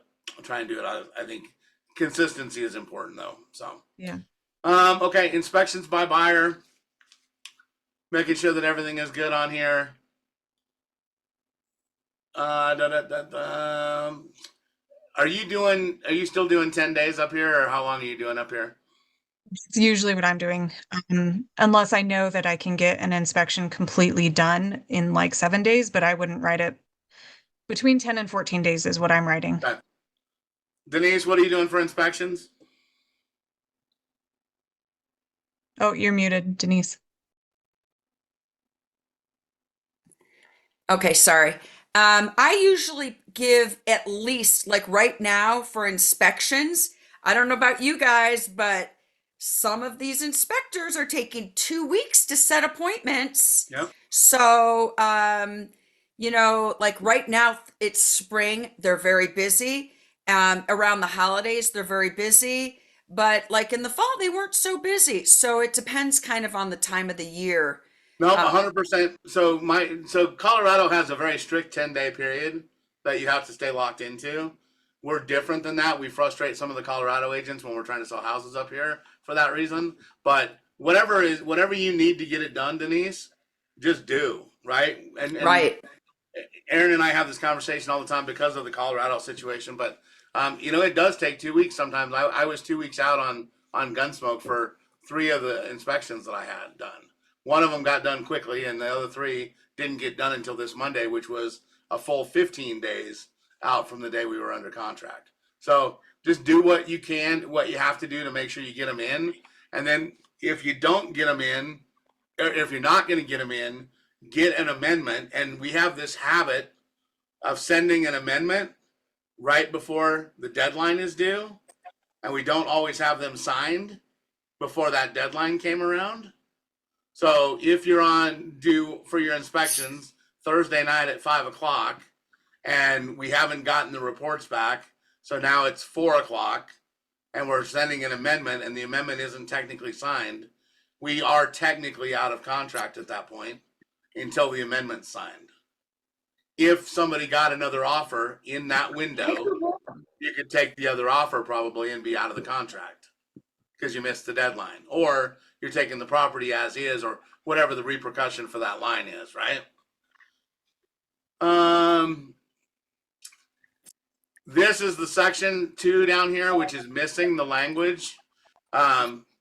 If Lana gets it fixed, it should update it in our our dot loop as well. But I will add that language to the contract or to the additional provisions today, Aaron, so that it's in there. And it just says that if you don't give me response back as the seller before 24 hours before the due time, it bumps the deadline out 48 hours. And so between inspection objection and this for the resolution, how long are you typically putting? Like I 3 go days, quick. 5 days? I used to do 5 days. I do 3 days now. Yeah, that's what I do too. Very seldom does it. So as soon as you send it over, they're either like, "Yeah, that's kind of what I expected," or they're like, "F you," right? They're one of the two. There's not much like, "Ooh, I don't know," in between. It's going to take me a ton of days to figure it out. The only other thing that happens is if I was sending things over with not a lot of prices on them, not a lot of ways to get things done, I might be more lenient in my Give them response 5 days. time Yeah. coming back. Like if I was dealing with the Colorado agent, they're used to it. They don't care. I don't know. You guys just do it. If it's me and I'm hunting down contractors and trying to find somebody to fix it and get a price on it, I might give you a couple of days. So again, the goal is not to try and hang somebody out to dry here. The goal is to try and come to a mutual agreement so that we can get a contract on to the next phase, right? So I would be as lenient as you can in here and as accommodating as you can to try and get it done, because it usually makes the negotiations go easier. But I don't think they need a lot of time. 3 days and they know whether they're telling you to I'm doing this part or not, or whatever the case is. Insurance. Make sure that everybody knows that they need to be looking for insurance, right? Buyer has been advised to investigate, research, and obtain a written commitment for adequate property and liability insurance. They should not wait until the day before close. They should start on this the day they make the offer on the house. That was not as important prior as it is now. Agreed. Can you tell me if a house gets damaged and it's under contract and the damage is 20% of the house, do you still have to buy the house? No, I don't think you. What I if don't it's think under so. 10%? I think if there's damage to the house, it's a renegotiation for each party, right? Okay. So you should read this section, risk of loss. 10% of the total purchase price. Wow. And it obligates you, right? You're agreeing to that unless you line that section out. So if the living room burns up and that's less than 10% of the price of the house, You're still in the contract. Seriously.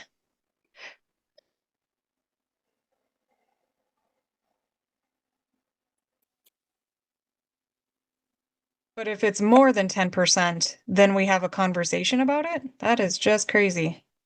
Or the seller's obligated to repair. Well, the seller shall be obligated to repair the same before the date herein provided for delivery of deed. So if it's less than 10%, then the seller has to fix it before you get the deed from it.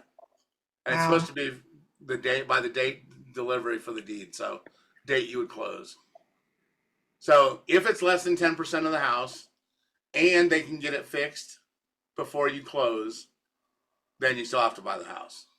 Well, what happens, like, let's say the microwave caught on fire and it's like 1% of the house, but they can't get it fixed until after closing. Well, then you're renegotiating the closing date. Does that mean the buyer can get out? I would think so. Okay. I would That's think an so. interesting provision, and I don't know that I have actually read that before. Yeah, because it says if the damage cannot be repaired within said time or such damage shall exceed each sum, this contract shall be voidable at the option of the buyer. So if the only way you have to buy the house is if it's less than 10% and they can get it fixed and put it in the same condition by the close date that you're in, by the day that you're supposed to get the deed. Okay. Which if it was small, that could happen, right? And then if it's bigger than 10%, it's automatically voidable at your option. Oh. And if you do elect to move forward and it's more than 10%, you get all the insurance money. So whatever insurance money that is. Huh. Just like every other contract, whoever defaults pays. Time is of the essence. We talked about, Denise, I don't know if you guys have had this discussion. If there is a deadline in the contract and there is no specific repercussion after it, even if there's no specific repercussion, time is of the essence says that if you miss a deadline and you're in default, then the other party has the option to exit the contract. So you don't deliver me a title commitment on time, I have the option to exit the contract. It's for any breach of a time commitment. Yes. Mm-hmm. I mean, we go outside of time commitments all the time. So this is the problem. People do this all the darn time. On earnest deposit, on title commitment being received, and they deliver it the next day or whatever, and nothing's done about it. Although, so I have a situation like this right now that's really kind of weird. On my listing, the buyer was supposed to come with earnest money deposit, and the earnest check wasn't delivered on time. Right. I went to the office to get the check from the buyer's agent. I went to go pick up the check because he was too busy to take it to title. I go to his office to pick it up to find out that the buyer did not write the check, that his father did, who's not on the contract, which means that the lender can't source funds, which means it could cause a problem later on at at close. And so title took the check and is holding it, and today they're supposed to replace it because the buyer went out of town and didn't say anything to anybody. It like ends up being a whole domino effect, right? Well, so here's the repercussion, right? Because what that tells me is that I can elect to terminate the contract, right? And retain earnest money. That's what that clause says. And let's say that I'm in the middle of it. This just happened to another agent in Wyoming, but they got an offer, accepted an offer, and then didn't get earnest money and didn't get a pre-qual letter, both of which had deadlines in the contract. The contract that they accepted, because the property had been on the market for a year, was 35 grand below asking price. The next week, when they're trying to work out the fact that they have no pre-qual letter and no proof of funds, or I'm sorry, no Earnest money. earnest money check, they get an offer that's full price, I 35,000 above the other offer that's there. So they notified the first party and said, "Hey, time is of the essence. We're out of contract. Missed these two deadlines. We're keeping your earnest money and we're taking this other offer." wow. So there are definitely repercussions from missing any deadline in the contract. I would definitely not do that. Purchase agreement. Again, I'll tell you that you don't have much to add in here. We do a roof clause. We do a lender extension. We do a covenants agreement, and we do an appraisal clause. Are the ones that I do. Now, appraisal clause is technically covered in the financial one, right? If it doesn't appraise, we're going to have to do something different. I put it in because it's more customary in Cheyenne to do it and debate it out there than it is for me to go, no, we've still got it. Try and explain that to someone else or do it. We put the lender extension in, which is a 10 business day lender extension, because it's easier to get it now than it is at the end when you're coming up against the deadline. Covenants, we've debated that before. I still provide covenants and sign off on them in the contract itself. And then, what's the other one I just said? Proof. Whichever other one I had in there. Do you do anything else in there, Aaron? Roof is one.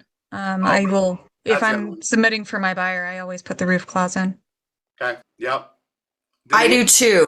Every time, because that's a big deal. You put the roof clause in and the seller signs the contract, they are agreeing to automatically, it's taken out of inspections. They're agreeing to repairs and replacement if necessary. In a roof cert, it can't be received. 100% with you. And you're one of the outside kids in our group right now, but I'll tell you straight up is if you're a seller and you accept that clause, you better know what condition your roof is in.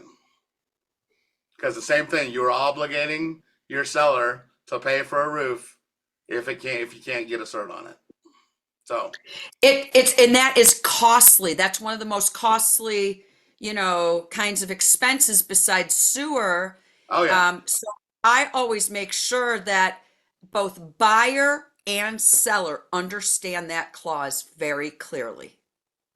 Well, and yeah, and when you say understand it, understand the obligations behind it. Because we put it The in as a buyer. obligations, We put it in as a buyer. If I don't know what condition the roof is in as a seller, I'm countering it for you and taking it out even in Cheyenne. really? Why would you accept it? If I don't know the condition of the roof, why would I obligate my seller to pay for it? Because it's their house. So? So listen to this. I have a listing that just went under contract last week and it's been on the market for like 6 months. And the seller, when I listed the house, we did a free roof cert through Affordable Roofing, and there was some shingle repair and some rubbing of a branch. We cut a tree branch. The seller fixed it, and Yep. it cost like $750. Yep. It's been on the market 6 months, and I keep telling my seller, you're going to get an offer. We don't know what's going to go on with the roof. Don't assume that it's okay. Well, why? I fixed it last fall. I said, because we get inclement weather, we get wind, we get hail. We had very cold winter. That could be shrinkage of material around, I don't even know what the terms That's okay. are, but Okay, so, stra- let me ask you a question then. So you're Mhm. telling me but that you have a conversation with your seller that says don't Yep. just assume that the roof is okay. So why would I said, accept? don't assume that the roof is okay, even though Yep. you had a repair Agreed. last fall. It might not be okay today. He says, I'm sure it's okay. Guess what? We're under contract now. Inspections were done. And there's shingles that lifted and are cracked. There's like 15 shingles that need to be fixed and some stuff. $850 more. And I said, Okay. see, So and he let's say listened to me. that's okay. Hang on for a second. So I'm going to ask you this question. So fiduciary responsibility to your seller. Mm-hmm. You're telling your seller you can't guarantee that the roof is going to be fixed or is going to be still in good shape, right? Right, But right. I'm telling you that when we get this offer, I'm going to accept a clause that gives me no option to negotiate, that just locks me into repair or replace. And what if that roof is bad now? What if we get two more certs and everybody says the roof is bad and now I'm forced to replace it? You, my agent, with the fiduciary responsibility to protect me, just locked me into an $18,000 roof because you didn't take that clause out or advise me to take it out. But why would a buyer still want to remain in a contract if you didn't?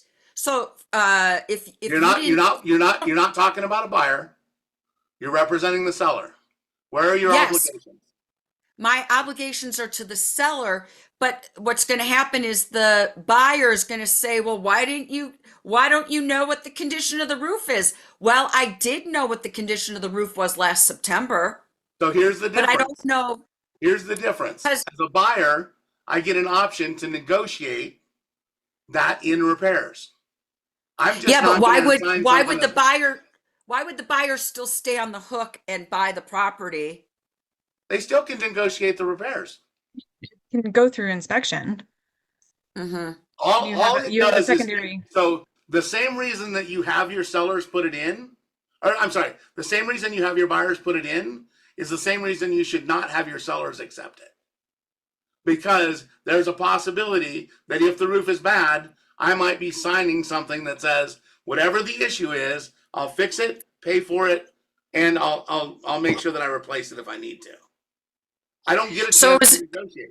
You're taking it was away very it my was chance to interesting negotiate. because when I was talking with my seller, I told him when the offer came in, I said, I want you to be very clear that there's a roof clause in here. If there's a problem with the roof, you're going to be on the hook for it. He said, there's going to be no problem. I fixed the repair last fall.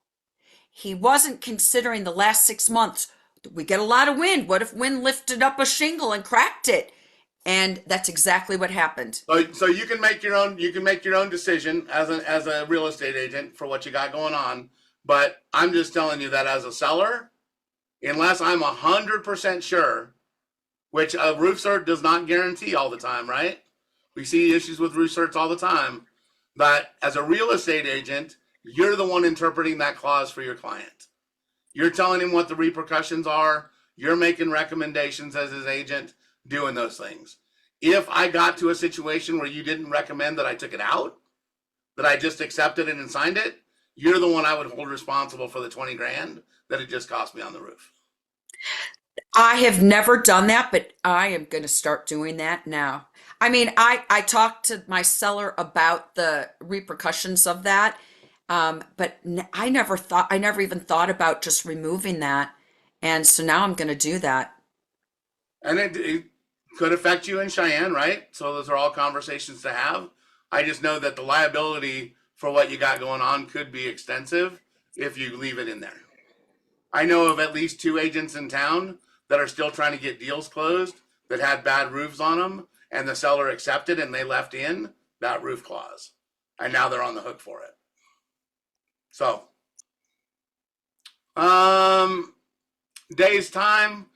There's some debate about this. So if you look at C, all of our days are business days. All of our business days end at 5 o'clock. So if I make a deadline at 6 o'clock tonight, what business day does that put me on? The next day. Right? And it never counts the starting day when you do it. So if I'm got a contract that goes under contract today, and I'm doing 10 days from or 8 days from or whatever the case is, today doesn't count, tomorrow doesn't count, Sunday doesn't count. My first day is Monday. And then it's 5 days through the week, and then skip the weekend, and then 5 days through the next week. So just pay attention to it in your deadlines and make sure that you're okay. So I typically in my deadlines will put like like especially for an inspection contingency notice, 10 p.m. as the deadline on whatever date it is, because people work till after 5 p.m. or they It have to really, do this. it really bumps it till 5 p.m. the next day, right? So how do you do that? You write 5, if you write 5 p.m. instead of 10 p.m., that still bumps it to the next day too, No, it right? ends at 5. Okay. I So if think it's it's 5:01. if it's Yeah. 5:01, you're past the deadline, right? Right, The right. time is of the essence doesn't say if it's 60 seconds, you get leeway. So No, no, no. I mean, if it was 6 p.m., then I said 5:01. Who writes 5:01? If it was 6 p.m., then that's the next day. I think it The technically state- bumps it to the next day. It's been the discussion that we've had a couple of times in class with contracts and stuff like that. I don't know that it's been tested in court for a missed deadline, but I mean, technically, our business days and our days are defined 5 o'clock p.m. for business days to end, and weekdays Monday through Friday, excluding Saturday and Sunday and national holidays. So, should any performance date or deadline contain here and fall on a weekend or national holiday, said date will automatically be extended to the next business day. I would think if it was the time in which any act part of the contract performed shall be computed by excluding the day on which the triggering event. First day shall be a date after the date which the triggering event occurs. Period. All chronological times. Mountain standard. Never provisions contract table. So, because I typically put 10 p.m. because then it gives my buyer time to get home from work, pick up their kids, make dinner, and then they talk to me afterwards, and it gives me time to have the discussion with them. And that's fine. I mean, Um, you can always manage it by doing 5 p.m. a day after whatever you were thinking originally. Technically we shouldn't probably be pushing those times anyway, right? Puts us so in it should situations. never. So on that line, it should never have a deadline of after 5 p.m. is what you're saying. I mean, if it does, the contract I think just says it goes to the next day. So, I'll have that conversation with somebody else too and verify. That's what we've always taught Okay. is that hey, look, it just if you're going to do it, it kicks it to the next day anyway. So, Right. contract is defined and done in accordance with the state and with Wyoming county that the property is actually in, right? So, uh, all of these need to be checked for what you have attached. If you have a lead-based paint disclosure, a couple of things on contract. When do you have to sign the lead-based paint? With the At contract. when you submit the contract, it comes with all the other paperwork. It has to be before it has to be before or at the same time that the offer is made. And so, something else, people do not put this in associated docs in Paragon. I always do so that when an agent is making an offer on one of my listings, they have it so that I could get both sets of signatures on one document at offer.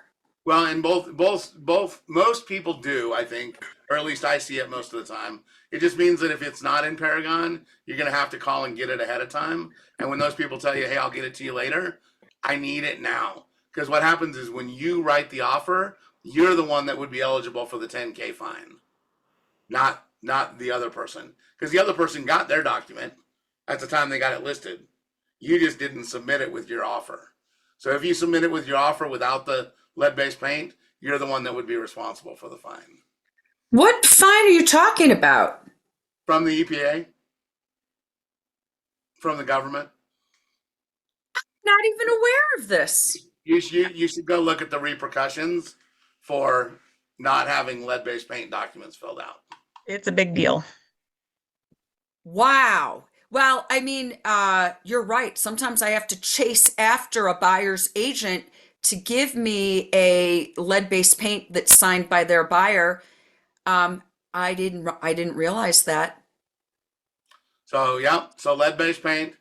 Any addendum for additional provisions, the real estate broker's disclosure form for your client.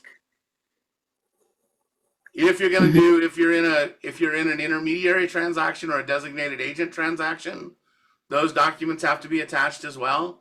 It may not occur until later but on a buy side, you should know if you're making an offer on somebody else in the office that has that listing. So otherwise, on a sell side, you won't know. On a buy side, you should have those in with this. You got to have your bill of sale, covenants if you're going to include them, if that's what you do, and then evidence of authority if it's a trust, LLC, something like that going along with it. And then what else do you have to do for a buyer at the same time as the offer in the state of Wyoming? The pre-approval letter. The estimate of their fund or costs. Good faith Right. estimate. And does it fit the bill if you get the offer first and you deliver a good faith estimate 2 hours later? I never do. Well, I that's good. submit it. Never. Do you know what the repercussion in Wyoming is for that? No. They can censure your license. They can take it away for that? Yep. That is So- just crazy. Honestly, a buyer and a seller, doesn't matter which side of, that you're representing, has a right to know what the financing approximation is That's what Wyoming at the says, time. yeah. I agree with that. So I do too. I always. In other states, they leave that to their lenders. We So- don't do it in Colorado. South Those- Dakota does not. we have as agents, Sean and I go through this a lot and we don't have to get into it, but in my opinion, I don't think that real estate agents should be quoting lender fees. I kind of agree, but I always fall back on that word estimate. It says at the top of the document that this is just an estimate. And I always say, well, it's going to be refined as you get through the process of your purchase. And we are going to narrow down what the costs associated are. But this gives you an idea up front. Yeah. So was that yours, Aaron? That was a 5K difference on the one. It was like 2,100 or something, but yes, that was mine, Sean. And so the background, Denise, I had a transaction about a year ago, and my buyer, I gave them that estimate, and they went off of that estimate, even though it says it's an estimate at the top. When we signed the document, I made sure to let them know that this needs to come from their lender. Their lender doc is more accurate. Their good faith estimate, which will come within 72 hours, is going to come through, and that's the one that they need to be working on. They were so upset that there was any difference, and that's kind of where And Aaron does a great job of explanation. It just was one of those things where they either didn't hear that part or didn't listen to it. So it's tough. Our recommendation, if you can, is to get an LE from the lender on the house.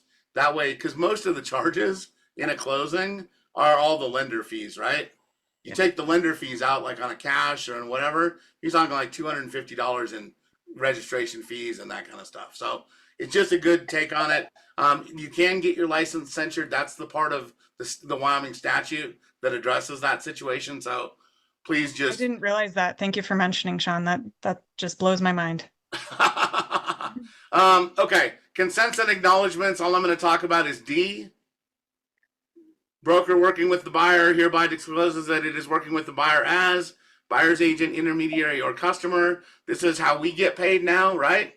Compensated as follows, whatever your percentage or your gross dollar amount is. And then I'm going to keep telling you to check seller or listing agent on this one. Depending on how they list the property, it could be either one of those two people. I don't care. Let them work it out, but I want my money. Colorado is a little bit different, I know. South Dakota is a little bit different right now. But for Wyoming, I'm going to tell you to keep checking the box that way. So what's interesting is when this whole lawsuit came out, in the very beginning, I was always calling, do you offer BAC, right? And now I'm noticing, like on these last couple listings I've had, agents don't even call me to ask if seller is willing to pay compensation. Why does it matter? It's all in the They're offer. just writing it. They're just writing it into the contract, so it could be negotiated if it then comes back. So, like, you don't even need to make that phone call, is what I'm saying. No, that's what I'm saying. It doesn't. I don't call anybody. Okay? That's what I'm finding. But like I said, in the beginning of this lawsuit, I was calling. Do you offer? Because there was the fear. Oh, you're not going to get paid. Write it in. Just write it in. Yeah. In Colorado, they're calling. I think Aren't you guys calling? Necessarily. No. I have a listing right now and I haven't put, obviously we don't put anything in the MLS, but Yep. nobody has called to ask about buyer's agent commission either. And I've received 2 offers so far and it's in the offer, same as here. Yep. So are you automatically putting in 2.5%, or are you putting in 3% and then having having it negotiated if, let's say, seller's only willing to pay 2.5% for buyer's agency? Yeah, it'll just be negotiated back and forth. So what are you putting in, 3% or 2.5% automatically? Uh, it depends. Compensation in Colorado is a little bit different than it is here. Well, and so what I would say is it depends on what I like. These houses that we bought in the last couple of weeks from my buyers are like $300,000 houses. They're going WCDA. We're worried about every dime, and they need 10,000 in closing costs. And So you put in 2.5%. So I'm putting in 2.5. On the higher end houses that I've done, I started at 3. There's different money in there, different conversation with those buyers for what they have going on, whatever they got. So you'll see mine vary. And then in listings that we've had, we've negotiated back and forth between 2.25, 2 that we offered, whatever the case is, but we negotiate those out on a basis anyway. So I think the variation is good. I think it shows everybody that that's really a negotiable item for what we got Right. and what we got going on with it. So Mm-hmm. agreed. Okay. This says that you'll consent to the arrangement once it's signed in the contract, right? So it's agreement by both parties. I would be careful, and I will still tell you this. If you're calling other agents and other brokers and you're negotiating it, and you negotiate that outside of context with your buyers and what they're responsible for, I think that it does bridge or walk across the line a little bit, where it's not a client to broker situation or a client to real estate agent situation. It becomes a broker to broker, and we are not done with this whole lawsuit. DOJ is still on our butts about it. There's still lawsuits in Louisiana about other things going on. Smaller brokerages getting picked out. So there's going to be more stuff about it. So stay as clean as you can. I love the no call. I love the, hey, this is between my buyer and I. This is between my seller and I. And you make your offer the way you're going to make it, and we'll negotiate it out. And I think that keeps us on the clean side of it. How about in section, where am I at? Make sure you guys are doing acknowledge of receipt of contract, all that kind of stuff. Yep. When you're the listing agent, you're saying yes? Yeah, as listing agent, as buyer's agent, if you're getting a counter, make sure that you're documenting those. Honor before, again, remember your dates may not be right in here. If it kicks to the next day, whatever you got going on, please get those in writing. I am a firm believer, and I know not everybody will tell you this, but even if you're gonna, if it changes and you have an email conversation, a verbal conversation with an agent, I'm okay with you going back to the document and lining out that document, the date or the whatever you got on it, and adding something to it, as long as everybody's initials are covered on that. And I don't think it is the best way to do it necessarily. The right way would probably be to restructure the whole contract. The problem I have with that is that the willingness to accept and the commitment to accept may change if I rewrite the contract, right? If I rewrite the whole thing, I'm giving you an opportunity maybe not to be in that same situation. And so maybe to say, I want to take a different offer. I want to do something different. So I don't ever want to be out of contract with you. So if I'm going to extend the resolution or the response deadline, I'd like to do that now, line it out, change the response deadline real quick, and then get it back over to you so you can receive it. And so that you have it in there. Because if it's past the response deadline and you get another offer, maybe it makes it easier for you to accept that one or do something. So I think that there's still times and places where if it's little things like a response deadline, a date, something agreed upon in an email that you can corroborate, that you can still make those little changes to it. If it's half a contract, don't do it. If it's a date, a single date, a signature somewhere, just get it on the contract and make sure that all parties have approved it. Mm-hmm. If all parties haven't approved it, it's not going to work for you. I was looking for the line with the email. Oh, here you go. If you put your email address in this line, please make sure that you fulfill those duties. If you put your email in this line and Aaron sends you something, Denise, and that piece does not get delivered to your client, you are in breach of the contract because you're not fulfilling the duty that you assigned in this list. Who isn't? The person who didn't follow the line. You. If it's your Who's you? email, he's saying, and you You didn't put deliver your, it, you would be like I the put my one in email in breach. here, and I say you can deliver anything to me, and it's going to count as delivered to Aaron. Well, if you send me something and I don't send it to Aaron, I'm the one that's in breach of this. Okay, I guess I'm a little confused because this does, I use that line every single contract because I have my email in Paragon is different than the email I want my emails for my professional business. There's a reason for that, but so I always fill in that line, Denise at sellinghomesnetwork.com, but Paragon has a different email address for me. So many agents miss that and they send me an offer and I don't see it because they did not see that line that I'm asking for all my contact to come to my email or my cell phone, and they send it automatically to the email that's in Paragon, which is So my you're talking personal about email. You're talking about if you have a listing. I'm talking about no, if I'm talking about if I'm representing the buyer, Okay, so you make an offer to the buyer or to the seller, I mean. it says delivery to buyer shall be to the following address. So when I'm making an offer, I always make sure, please respond to me at this address, but I always fill that in. So many Okay. people miss it all the time.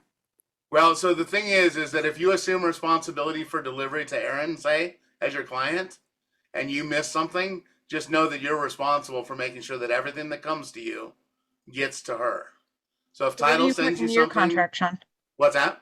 What do you put in your contract? What do you recommend? I assume responsibility for it. So Agreed. I think as an agent, you should. yeah, it's just it was a unique conversation that I had not heard before. Last time we were in Steve Willoughby's class, he pointed it out specifically that said, "Hey, just remember when you do, which I think everybody probably does, and we all raised our hands, that you're now responsible for making sure that they get every piece." But you're always responsible for making sure they get every piece. But if it's different, like so I put in there my email address and my cell phone number because I always say, text me or email me, but my email address is different. I don't want you to assume just because my email address is something in Paragon that that's where you send my contracts or documentation. I want it sent to my professional address because I have No, far that's fine. fewer That's emails. fine. It's more so that the conversation. So let's say the title sends you something that they don't send to Aaron. Your responsibility is to make sure that gets to Aaron. Yep. Oh, I If you, see. if you get to the end of a transaction and Aaron goes, "I've never seen that," it's not on her and it's not on the title company. It's you've assumed responsibility to be the connector in the middle there.